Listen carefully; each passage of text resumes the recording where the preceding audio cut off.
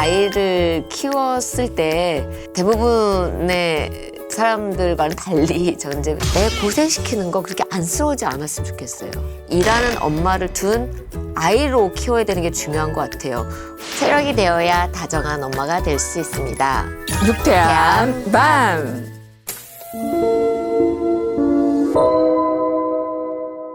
안녕하세요. 다행히도 육아를 졸업한 로이스라고 합니다.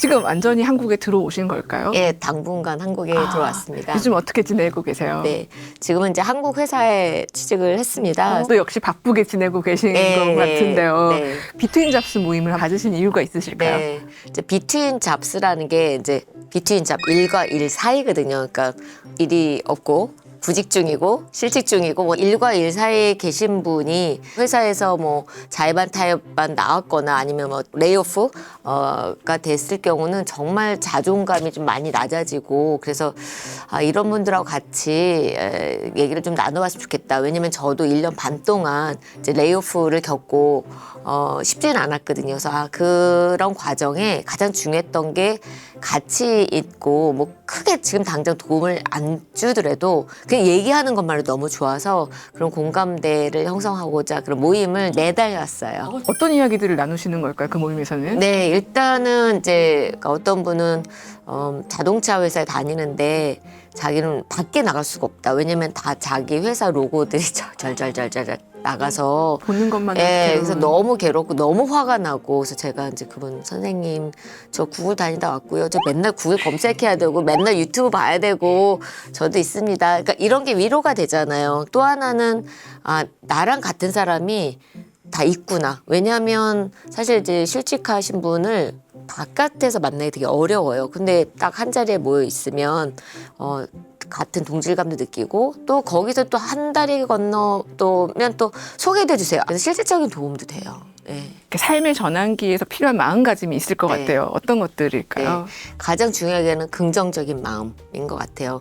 저는 항상 그냥 인생을 크게 보려고 길게 보려고 하고 있는데 지금 당장 너무 어렵더라도 우리 인생을 이렇게 그래프로 보면 아마 점 하나일 것 같은 거예요. 안 좋을 때도 이게 항상 안 좋을 것도 아니고 또 그렇다고 너무너무 좋을 때 그게 또 오래 항상 지속될 건 아니거든요. 그러니까 안 좋을 때도 그것도 경험이니까 그때 최선을 다해서 또 다르게 좀 바라보고 하자. 그리고 이게 안 되면 다른 것도 좀 해보고 그래서 그게 뭐 영원히 지속될 건 아니니까 이제 그 안에서 해볼 수 있는 거를 좀 해보자.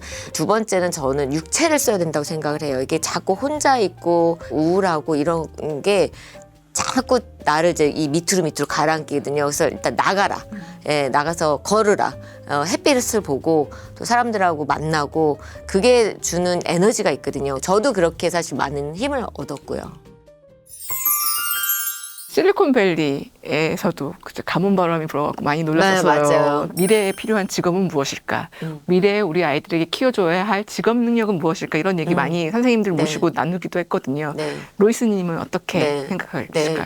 저도 어느 순간 노트북을 뺏어가면 혹은 핸드폰을 뺏어가면 내가 무슨 일을 할 수 있을까 이런 생각이 들더라고요. 제가 실리콘밸리에서 구글에서 정리해고 되고 나서 이제 여러 가지 이제 육체 노동을 해 보면서 내가 아무것도 의존하지 않고 내 몸 하나로 먹고 살 수 있다. 이건 정말 큰 자신감을 줘서 그건 되게 좋고 그래서 저희 애한테도 되게 많이 얘기하는 게 뭐 AI가 나오고 뭐가 하더라도 되게 중요한 거는 너가 바로 서야 되고 너가 혼자 뭘 할 수 있는 게 되게 중요하다라는 얘기를 좀 많이 하고요. 이제 두 번째는 결국은 뭐 많은 부분들이 AI나 뭐 기계나 아니면 뭐 컴퓨터가 많이 도움을 주겠지만 결국은 사람의 그 잣대가 더 중요해지는 것 같아서 올바른 생각을 갖고 있는 게 되게 중요한 것 같아요. 그래서 그런 면에서 올바른 생각을 좀 저도 심어주려고 애랑 토론을 진짜 많이 하거든요. 정말 생각을 같이 나누면서 같이 크는 거 그게 더 중요하지 않을까 싶어요. 어떤 기술, 뭐 좋은 대학, 뭐 좋은 직업보다. 스타벅스에서 일하실 때도 네. 10대 슈퍼바이저 만나셨던 이야기가 맞아요. 굉장히 인상적이었었어요. 깐깐합니다. 근데 저는 그 리타라고 19살이었는데 그 친구를 보고 나서 이렇게 키워야 되겠다. 혹은 이렇게 살아야 되겠다는 생각을 했는데 19살인데 17살 때부터 이제 패스트푸드점에서 일을 했고 그래서 돈을 모아서 2년 벌어서 이제 독립을 했대요. 그래서 뭐 600불짜리 이제 집을 거기서 여러 명하고 같이 사는데 그리고 부모님한테 돈 안 벌리고 이제 혼자 살고 근데 부모님이 정말 알만한 기업에 임원이에요. 그러니까 능력 있는 IT 부모님을 실리콘밸리. 근데 이 친구가 자기는 딱 하고 싶었던 게 있었다. 자기는 이제 그 전 타코벨이라는 데를 다녔는데 거기 팀이 작다 보니까 내가 팀장 역할을 못해서 그래서 이제 스타벅스로 왔다고 리더십 있게 이렇게 관리를 할 수 있어서 자기 너무 좋고 이런 걸 나는 한 다음에 나중에 자기가 뭘 하든 너무 도움이 많이 될 것 같다는 자기 생각이 있는 거예요.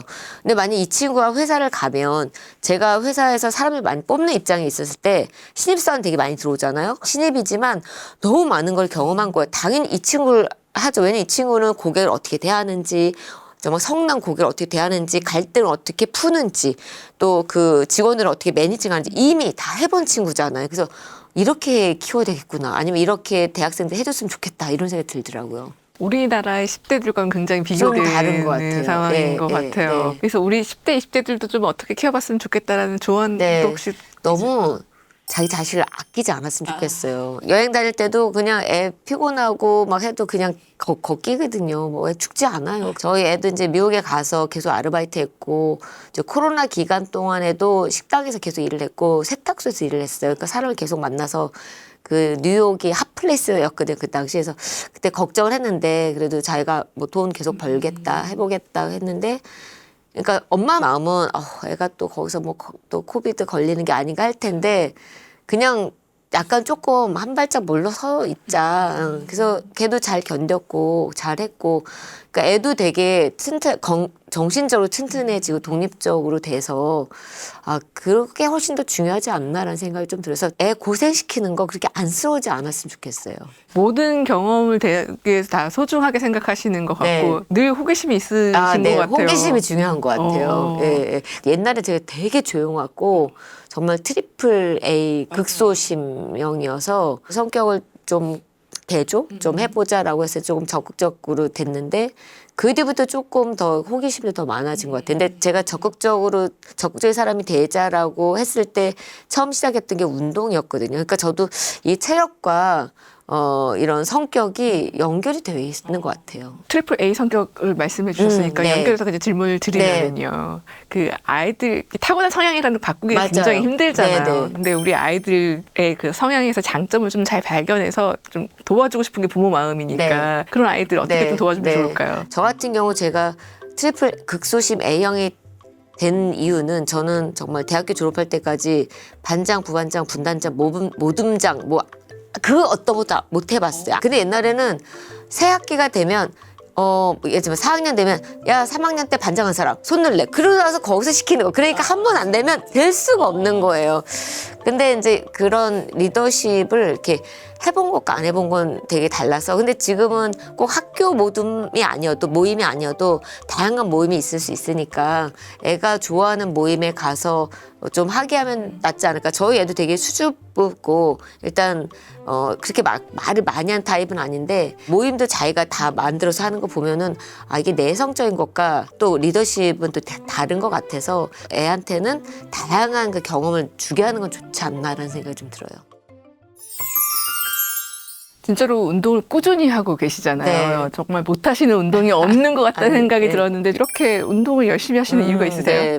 그러니까 저는 운동을 잘하지는 못해요. 그런데 이제 체력이 중요하다는 걸 깨달았어요. 체력이 돼야지 일도 잘하고 체력이 돼야지 좋은 엄마, 좋은 부모도 되고 체력이 돼야지 새로운 아이들도 계속 생기거든요. 그래서 이제 운동을 어떤 걸 하는 게 좋을까라고 생각해서 이전에는 이제 제가 조깅을 시작했고 40살 딱 됐을 때 뭔가 좀 새로운 운동을 해보자. 그래서 그때 이제 검도를 시작했고 또 50살 때 그때까지 수영을 못했거든요. 그 물 공포증이 있어서 한번 이거 극복해보자. 그래서 50살 때 수영을 배워서 또 수영도 하고 있습니다. 극복하신 거네요, 정말. 살살.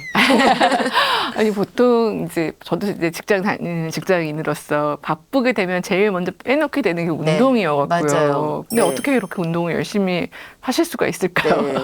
정말 우리가 시간이 없잖아요. 시간이 없는데 우선순위에 있어서 내가 튼튼해야지, 내가 제대로 서야지 가족이 쓸 수 있다고 생각이 들어서 일단 약간 좀 이럴 땐 이기적이 된다는 생각이 있어서 아침에 이제 저는 운동을 했었거든요. 4살 때까지는 저희가 부모님 집에서 키웠고 4살 이후에 애를 데리고 왔는데 그때부터 이제 시이모님이 키웠고 이제 뭐 어린이집 다니고 뭐 이제 유치원 다니고 할 때 아침에 이렇게 애를 보낼 때가 너무 힘든 거예요. 밥도 먹여야지, 씻겨야지, 뭐 옷 입혀야지, 내는 짜증나지. 근데 저도 출근해야 되니까 저도 짜증나. 그러니까 그 15분이 정말 텐션이 가득되고 정말 막 정말 욕이 여기까지 나올 정도고 뭐 등짝 몇 번 때리고 싶고 그래서 저는 아침에 애랑 보는 거는 이거는 서로한테 안 좋다.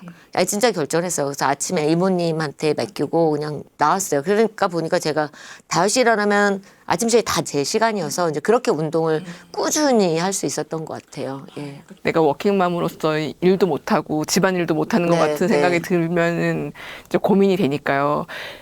그런 후배들, 동료들 네. 많이 만나셨을 거고 네. 그런 분들과는 어떤 얘기 나누셨을지도 네. 궁금한데요. 그 일과 생활과 균형 이거를 저는 이렇게 인생을 크게 보자라는 생각이 있어서 뭐 이게 과학적으로 증명이 당시는 안 됐는데 제가 다 나중에 들었어요. 과학적으로 증명됐다는데 4살 이전에는 애를 제가 안 봤어요. 그냥 시댁에 2년, 친정에 2년 그냥 아이 맡기고 주말에도 가서 보고 좀 놀다가 오고 4년째까지는 애가 기억을 못한다. 그러니 4년 때까지는 내 일에 집중하셔서 일도 열심히 하고 저의 전략은 집중된 시간을 주고 각인되는 시간을 주자는 거였어요. 그러니까 얘가 나중에 커서 기억할 수 있는 시간, 의미 있는 시간. 그래서 주말마다 여행을 갔어요. 항상 1박 2일로. 그때 애가 이렇게 이제 찍어요. 지도를 이렇게 붙여줬거든요. 집에 그러면 아무 데나 찍어요. 그러면 이제 찍으면 그냥 저 가는 거예요. 근데 원칙이, 민박집에서 산다. 대부분 걷는다. 그러니까 대중교통을 이용하고 걷는다. 그리고 숙박비는 15,000원 미만으로 쓰다. 당시에는. 그러니까 되게 허름한 데 가고 논밭 걸으면서 이제 할머니 할아버지 만나고 그러면 이제 밭에서 거들어 드리기도 하고. 근데 애가 그때 기억을 너무 많이 지금도 갖고 있어요. 그게 되게 가치관에도 되게 형성이 됐고 애가 필립인데 엄마가 맨날 바빠서 같이 못했는데 그래도 잘 커져서 고마워 이제 이렇게 얘기하면 엄마처럼 나랑 시간 많이 보내준 준 애들 없어 이러거든요. 근데 걔가 잘못 생각한 거지. 많이 보낸 사람이 있어. 근데 기억을 이렇게 못하는 거여서 저는 각인되고 집중된 시간을 보내자는 거고 서울에서 자랐지만 그렇게 자라다 보니까 이렇게 어른들을 편하게 대하는 그런 것도 있고 그다음 지저분한 것도 잘 견디기도 해요. 네. 핑클 모임. 알고 보니 원년 핑클, 핑클이시더라고요. 핑클. 세상에. 그 핑클 모임 뭔지 한번 설명도 좀 해주시고 네, 그때 네. 만났던 여성 동료들 우리가 이렇게 여성 동료들을 만나는 게 왜 중요한지도 알려주시면 좋을 것 같아요. 저희 예전 당시에 이제 가장 잘 나가는 4명의 걸그룹이었고 제가 그 릴리란 제약회에 있을 때 각 팀의 어떻게 보면 중간 매니저였죠. 뭐 과장, 차장 이런 친구들이었는데 또 여성이었고 나이도 비슷하고 그러니까 관심사가 비슷해요. 애도 키워야 되고 또 일도 잘하고 싶고 근데 부서는 좀 달라서 오히려 부서에서의 이런 갈등이랄지 이런 것도 다 얘기할 수 있고 그러니까 너우러질 수가 있어요 우리가. 그리고 서로 같이 이렇게 커가는 거를 볼 수 있어서 조언도 더 해줄 수 있고 해서 저는 이제 같은 또래끼리 회사에서 좀 그런 모임을 만들어서 지속적으로 같이 클 수 있는 모임 그리고 같이 격려하는 모임을 좀 해봤으면 좋겠다. 사실 그 연대가 너무 중요한 것 같아요. 그냥 들어만 줘도 내 신세 한탄을 들어만 줘도 너무 좋거든요.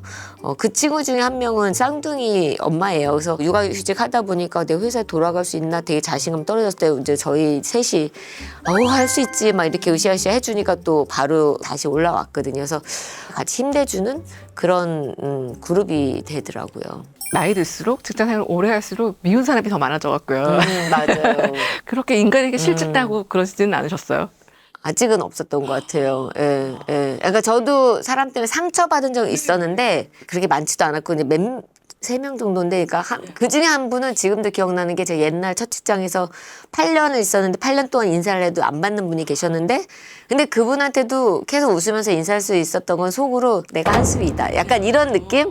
그러면 뭐 화날 것도 없어요. 약간 이런 팁도 좀 주시면 좋을 것 같아요. 뭔가 인간관계가 힘드신 분들에게 네. 좀 어떻게 좀 마음을 좀 다잡고. 그러니까 물론 힘들어 인간관계 내가 잘한다고 착하다고 뭐 잘해준다고 되는 때도 아니고 막 오해가 쌓이면 오해를 부르기도 하고 그래서 첫 번째는 저는 일단은 솔직하게 얘기하자 당사자랑. 그래서 우리 부부싸움도 마찬가지잖아요. 나는 풀려고 했는데 풀려고 하면 더 커지고서 어떤 거는 또 얘기 안 하고 그 쿨다운 기간이 필요한 것도 있는데 저는 일단은 내가 이렇게 느낀다라고 얘기를 하는 게 첫 시작인 것 같고 그게 안 되고 하다가 안 되면 일단 난 최선을 다했으니까 거기 너무 연연하지 말자. 그리고 그냥 내가 한 수위다. 이를 생각하자. 그냥 인사를 받든지 말든지. 네, 뭐. 저는 그래 나는 정말 와 제가 8년 동안 인사를 안 받아도 나는 계속 하는 사람이야. 그러니까 더 자랑스러워요. 앞으로의 인생을 어떻게 살아야 될지 많은 조언을 네. 들을 수 있었던 시간이었던 것 네, 같은데요. 저희 감사합니다. 유태한반 네. 시청자들에게도 한 말씀 부탁드릴게요. 네. 아이를 키웠을 때 대부분의 사람들과는 달리 저 이제 시부모님하고 친정엄마가 많이 키워주시고 시이모님이 저희 집에 입주하셔서 키워주셨고 해서 육아에 대해서 그렇게 밤잠 못 자가면서 이렇게 힘들지는 않아서 사실 이 프로그램 나오기가 사실 좀 꺼려졌습니다. 근데 그래도 나누고 싶었던 거는 뭐냐 하면 애도 중요하지만 우리가 중요하고 제가 늘 얘기하는 게 이제 일하는 엄마처럼 저는 일하는 엄마를 둔 아이로 키워야 되는 게 중요한 것 같아요. 애들한테 좀 책임감도 주고 너희 엄마 일하잖아, 너희 아빠 일하잖아, 두 분 다 일하자니까 너는 좀 달라. 그러니까 그런 책임감을 좀 주고 조금 고생도 좀 시키고 이렇게 안달하지 말고 키웠으면 좋겠습니다. 누구나 삶의 전환기를 맞는다라고도 책에 적어주셨었는데요. 거기에 써주셨던 말 그대로 정말로 누구나 그 삶의 전환기를 다 환영할 수는 없지만 슬기롭게 현명하게 잘 이겨나갔으면 맞습니다. 좋겠다는 생각을 좀 해보고요. 좋은 말씀 해주셔서 감사합니다. 네, 감사합니다.